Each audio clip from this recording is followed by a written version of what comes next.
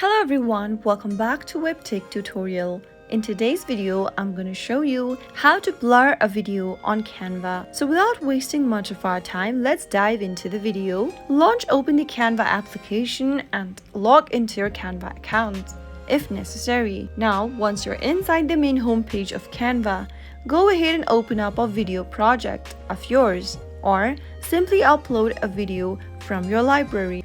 Here I've opened up this video. Once you are done uploading or opening up a video on Canva, you'll end up in this preview page. To blur your video, simply tap on the plus button at the bottom left-hand corner of the screen. Now, from the display at the bottom, select Elements. You'll be able to see several options in the pop-up at the top. Tap on Blur and choose the blur type you'd like to use for the video. Once you select the blur variation, you can now adjust and resize the blur and place it in the position where you'd like to blur out the section of the video. Once you are done, you can play the video and see that you've blurred out a part of it. So that is how you can easily blur a video on Canva. If you found the video to be helpful, go ahead and give us a thumbs up. Don't forget to subscribe to the channel by hitting the subscribe button. Press the bell icon so that you'll never miss another upcoming upload from us. I'll see you again in the next video.